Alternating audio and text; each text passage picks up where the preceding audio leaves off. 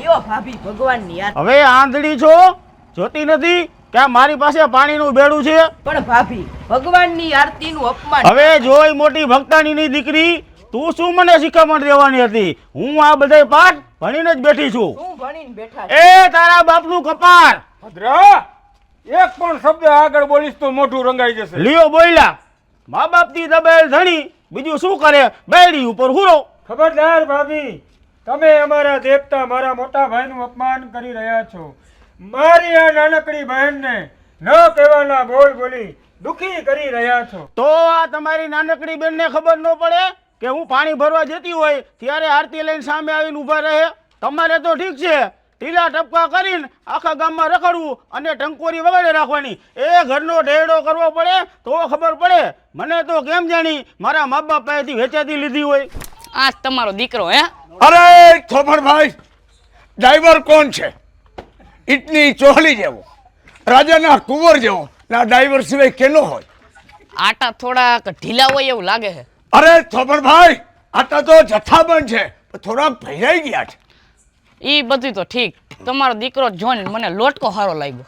અરે થોભણભાઈ, લોટકો જોઈને આ મારી નવી રે ને નવી, આના પેટમાં હતો ને તેથી આ મારી નવી ને કાજુ, બદામ, કિસમિસ અને ભરકા દેવીને તો આઈસ્ક્રીમ ખવડાવી છે. લોટકો જ હોય ને. નાટકનું નામ સોનબાઈની ચૂંદડી અને કોમિકનું નામ છે નાથા બાપાનો ઘર સંસાર. રાત થઈ ચૂકી છે. અત્યારે હાલ આપણે નવા આમરણ ગામ ડાયમંડ નગર, જે મગનભાઈ કાસુંદ્રાનું ગામ કહેવાય છે, અહીંયા અત્યારે હાલ આપણે છીએ. અહીંયા આવવા પાછળનું કારણ છે કે ગામની અંદર એક વિશેષ પ્રકારનું આયોજન છે. અત્યારે હાલ આપણે ગામની ગૌશાળામાં છીએ અને વ્યક્તિઓ, લોકો, ગામ લોકો આપણી સાથે જોડાયેલા છે. મુન્નાભાઈ, આ ગામની ગૌશાળાને કેટલોક ટાઈમ થયો? અંદાજિત 40 વર્ષ જૂની ગૌશાળા છે. અમારા કૈટા બાપા, જીઓ બાપા છે ગડારા, ભગત બાપા લીકિયા, કમસી બાપા ગાંભુઆ, બહુ બાપા સંભાળતા. થોડી થોડી ગાયું રાખતા, 10 ગાયું, 15 ગાયું, 20 ગાયું, બરાબર. એ રીતે રાખતા રાખતા ભૂકંપ આવ્યું. ત્યારે ડાયમંડ નગર ગામ નવું બન્યું.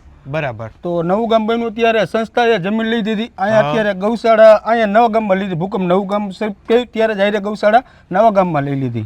અત્યારે 5 વીઘા જમીન ઓલરેડી સંસ્થાએ લીધી ત્યારે હતી અને પછી ગયા વર્ષે 3 વીઘા જમીન લીધી. બરાબર. એમાં બધું ધીમું ધીમું ડેવલપમેન્ટ બધું ચાલુ કર્યું હતું. એમની ગૌશાળા ચાલુ કરી ત્યારે કેટલીક ગાયો હતી ને અત્યારે કેટલી છે? ત્યારે ચાલુ કરી ત્યારે 100 ગાયો હતી. અત્યારે 550 થી વધુ ગાયું છે. બરાબર. એમની આમ ગૌશાળામાં અંદર એન્ટર થતા જમણી બાજુ આ ચબૂતરો અને નીચે કંઈક ગાયની પ્રતિમા છે, તો આ કઈ વિશેષ ગાય છે?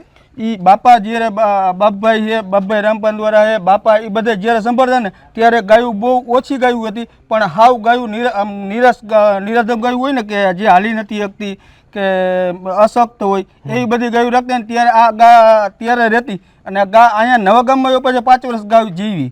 તે પછી બાપાએ, જીઓ બાપાએ, એ બાપભાઈ બધા સમાધિ આપી. તે પછી માથે એના નામનો ચબૂતરો બનાવ્યો હોય. રેડી કહેવાય. લ્યો, અત્યારે હાલ કંઈક તમારા ગામની અંદર એક વિશેષ કાર્યક્રમ છે અને એને લઈને કંઈક તૈયારીઓ ચાલી રહી છે, તો એ શેનું આયોજન છે, કઈ તારીખે છે અને એક્ઝેક્ટ કઈ જગ્યાએ બધું રહેવાનું? એનો એ કાર્યક્રમ અમારો રામજી ચોક, શ્રી રામ મંદિર રામજી ચોકમાં જ રહેવાનો છે. અને એ મેઇન કાર્યક્રમ છે અમારા જે આ દાતાઓ જે કાયમી છે 60-70ની આજુબાજુ, એ લોકોનું આપણે સન્માન માટેનું એક સન્માન કાર્યક્રમ છે. અને ત્યાર પછી અમે એક નાટક ભજવવાના છે, જે આજથી લગભગ અમે 15 વર્ષ પહેલા ગૌશાળા માટે ભજવતા હતા અને 15 વર્ષથી આ ક્રમ અમારો બંધ હતો અને હવે આ વર્ષથી નવેસરથી અમે એ ચાલુ કરીએ છીએ. બરાબર. આ ક્રમ એટલે 15 વર્ષ પછી મેદાને 15 વર્ષ પછી મેદાને પડીએ છીએ. અને અમારા ગ્રુપમાં લગભગ અમે 30 જણા છીએ અને એમાંથી નવા છોકરા ઘણા ઉમેરાણા છે અને 10 જણા અમે જૂના છીએ. તો અમે આની તૈયારીઓ લગભગ છેલ્લા 30 થી 35 દિવસથી આ કરીએ છીએ. બરાબર. નાટક માટેની ખાસ તો નાટકની અંદર જે કંઈ પણ રકમ એકઠી થશે એ કઈ જગ્યાએ? બધી ગૌશાળામાં જ વપરાશે. એમને? હાજી. અને એ સિવાયનો જે ખર્ચ જમણવારનો એ ખર્ચ છે એ જે બધું આ ગ્રુપ છે, અમારા 3 ગ્રુપ છે. એક નવદુર્ગા નાટક મંડળ, તે પછી ગૌશાળા યુવક મંડળ છે, એ સિવાયનું ગણેશ ઉત્સવ વાળી એક સમિતિ છે. એવી જે જુદી જુદી ઉત્સવોની સમિતિ છે ને, એ બધા ઉપાડશે આનો ખર્ચો. બાકી જે ત્યાં જે રકમ થશે એ બધી જ અમે ગૌશાળામાં આપીશું. 100% એમને રેડી કહેવાય લ્યો. એટલે એક સુંદર મજાના સેવાકીય કાર્ય ગૌશાળાના લાભાર્થે એક સુંદર મજાનું નાટકનું આયોજન અને એ જ ગૌશાળાની અંદર જે પંચવર્ષીય યોજના હેઠળ દાતાઓ દાન આપી રહ્યા છે એમના માટેનો સન્માનનો કાર્યક્રમ નવા આમરણ ડાયમંડ નગર ખાતે એક વિશેષ રીતે આયોજિત કરવામાં આવ્યો છે.